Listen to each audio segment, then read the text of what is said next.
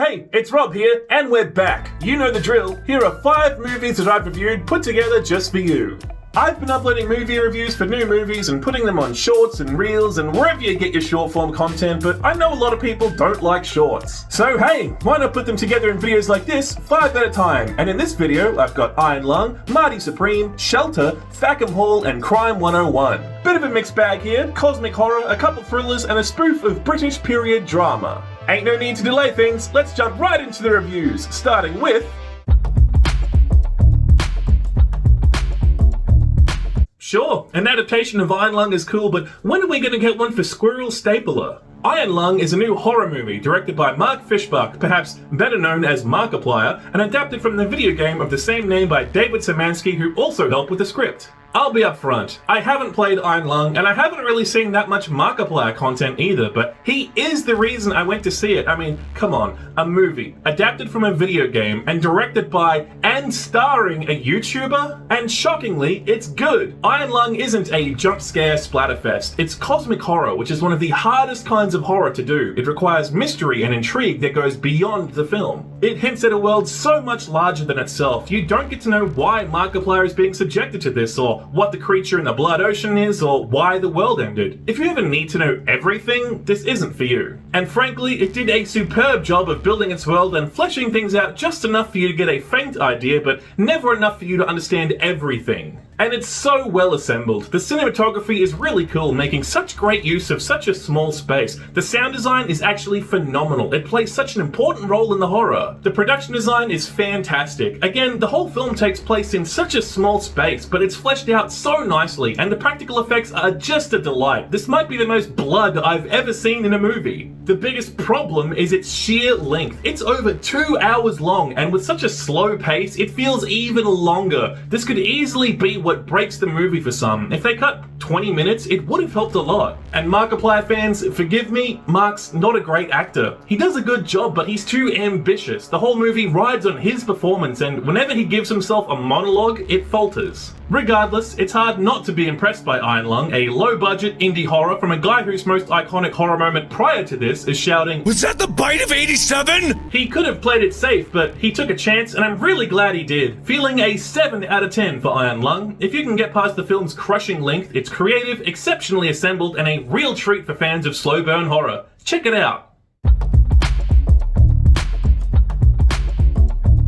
Wow, Timothée Chalamet really wants that Oscar, huh? Marty Supreme is the new film from Josh Safdie, released a few months after his brother Benny put out The Smashing Machine. The film is about a table tennis player with an inhuman drive to win at all costs. The star of the show is obviously Timothée Chalamet. There's so much hype around him for his performance in the film, and it's 100% warranted. He puts on a masterclass of a performance here. He plays Marty with this fierce, dogged determination. The start of the film, he's full of confidence, braggadocious and cocky, but as the film goes along, the cracks start to appear. Desperation and weariness, a huge gamut of emotions, and Timothée nails every one. The film is almost a meta-commentary on Timothée himself. He's made it clear that his aim is to win an Oscar and be one of the greatest actors to have ever lived, and that comes through in his performance. His dedication matches Marty's. Though there's so much more to love about the film. The plot is fantastic. It's not just about table tennis. If anything, it's more about Marty's schemes, trying to get the money he needs to play in Tokyo. The script is so tight. All of Marty's schemes eventually blow up in his face, but they're all interconnected. One scheme fails, and then that failure sabotages a different scheme, like dominoes. But also, the table tennis is fantastic. This movie will do for table tennis what Challengers did for regular tennis, and with about the same amount of sex, too. And the filmmaking, it's just phenomenal. It's supreme. The cinematography is brilliant. Lots of close-ups, that classic Safdie style, and the costuming, the makeup, the production design, they nailed that 1950s look. Something I didn't like about the film was the music. The soundtrack is full of 80s songs, Tears for Fears, New Water, Alphaville. I don't think these songs were a good match tonally. And the film was also a very stressful watch. It's meant to be. It's a Safdie film. They're all like that. And I liked how stressful it was. I was on the edge of my seat the whole time. But after a while, you start to feel it. And while it's a total thrill ride, by the end I was pretty exhausted. And I just don't know if I could watch it again. But this is a really special film. I'm feeling a 9 out of 10 for Marty Supreme. It's well directed, the story is stressful and thrilling, and it's worth seeing just for the strength of Timothée Chalamet's performance alone.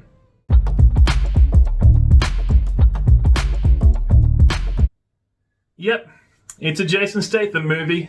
Shelter is the new Jason Statham movie directed by Rick Roman Waugh, who's perhaps best known for directing a bunch of Gerard Butler movies. In Shelter, Jason Statham plays a former elite soldier turned elite mercenary who's retired and now living a life of solitude when he's embroiled in a tech-based scandal that goes all the way up to the President of the United States. No, wait, sorry, that's the plot of The Beekeeper. In Shelter, Jason Statham plays a former elite soldier turned elite government agent who's faked his death and is now living a life of solitude when he's embroiled in a tech-based scandal that goes all the way up to the Prime Minister of the United Kingdom. You see the problem? They're the same movie. It's like they're written by Mad Libs. It's another of Hollywood's dad action movies. Movies that your dad will love. Action movies featuring a stoic main character with elite combat skills who just wants to live a normal life. That is, until the horrors of the modern day intrude. Usually it's something techie, like online scams in The Beekeeper, or, in the case of Shelter, government-sponsored surveillance culture.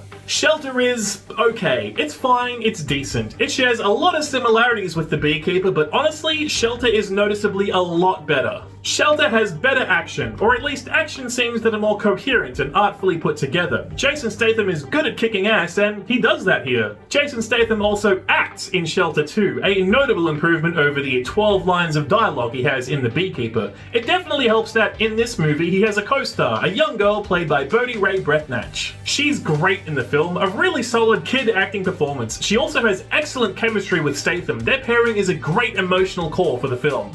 The worst part is the ending. It just came out of nowhere after a real lackluster action scene that felt like the precursor to the bigger, better action scene that should have ended the movie, but no, that was the last one, and then the movie just ends. Feeling a 5 out of 10 for Shelter, maybe a 6. It's pretty bland and way too predictable, but for a dad action movie, it's pretty solid and works a little extra spice into the overused formula.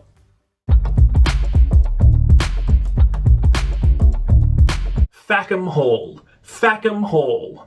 Just need to practice saying it clearly so the algorithm doesn't think I'm swearing. Fackham Hall is a new comedy film directed by Jim O'Hanlon and written by, among others, British comedian and part-time haunted ventriloquist doll Jimmy Carr. It's a spoof comedy, which I'm very glad to see. There was a while there where spoof movies were just not getting made, but I think after the success of The Naked Gun 2025, we're in for a lot more. Fackham Hall is a spoof of period dramas, your Downton Abbey, your Gosford Park, any number of the endless Jane Austen or Bronte sisters adaptations out there. It's fertile grounds for parody. There's a lot to poke fun at. And for Fackham Hall, poking fun is the name of the game, making light of all the weird traditions of the British aristocracy, especially all of the incest and cousin marrying going on. So, you've got a comedy here, and as always, the only important question, is the film funny? It's hard to talk about comedy because there are a lot of factors that go into something being funny or not. It's very subjective, and for me personally, the film had me laughing about 40% of the time. I still laughed a lot. The film throws so many jokes at you that even if they miss more than they land, you'll end up with a lot of laughs. I really loved a lot of the visual jokes and background gags, and a lot of the wordplay was really fun, but there's a lot of scatological humor and a weird over-reliance on modern references. Like characters being named DJ Khaled, or they go to a bar called The Dog and Drake, and the sign just has a picture of Snoop Dogg and Drake on it, and I don't know, maybe you'll find that funny?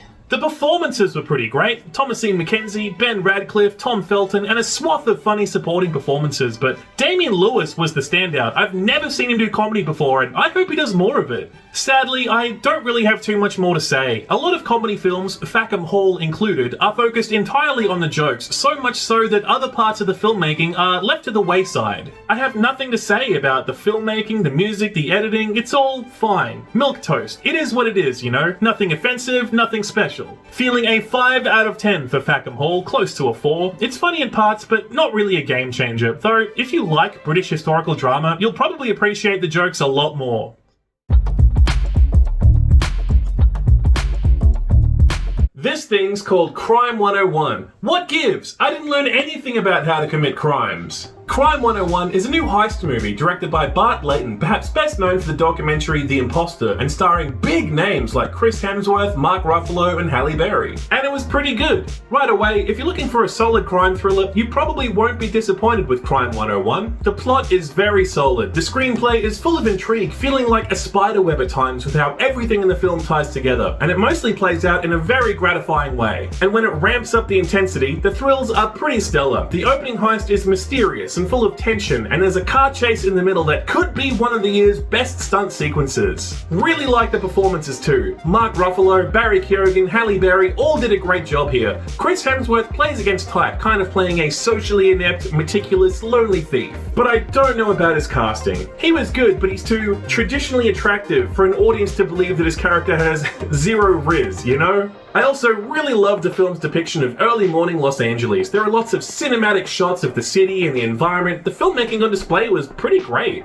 There are three big problems I have with Crime 101. The first being the length and the pacing. The film is over 2 hours, and aside from the few action scenes, it's very, very slow, and that's just not my preference for a movie like this. Second, I wasn't liking the romantic subplot between Chris Hemsworth and Monica Barbaro. It felt like an afterthought. I can see what they were going for, but it was so underdeveloped. Either flesh it out or cut it. And third, the ending. Easily the weakest part of the film. I won't spoil what happened, but the climactic heist was just not as exciting as it should have been. It was unfortunately very middling. But what makes it worse? The characters suddenly start acting way different. Mark Ruffalo and Halle Berry especially. They seem to flip on a dime, and so the ending doesn't feel earned at all. Again, I think I know what they were trying to do with the things that happen to their characters, but the climax of the film, really? Mark Ruffalo, you're gonna do that? I'm feeling a 6 out of 10, maybe a 7 for Crime 101. It's definitely not perfect, but for a movie I saw on a whim, I did enjoy it. Check it out if you want a solid crime thriller full of good performances. Hey, thanks so much for watching. If you made it to the end, click the like button and subscribe to the channel. It's the best way to show your support. And I'd love to hear your comments, critique, feedback, banter. Let me know what you think of these movies. The Shelter review really popped off for me, so thanks for that. The next review compilation will contain an animated movie about animals playing basketball, a fake documentary about one of the biggest pop stars of our age, and a film that was my most anticipated release of 2026, so stick around for those. In the meantime, have a great day. I'll see you next time. Peace.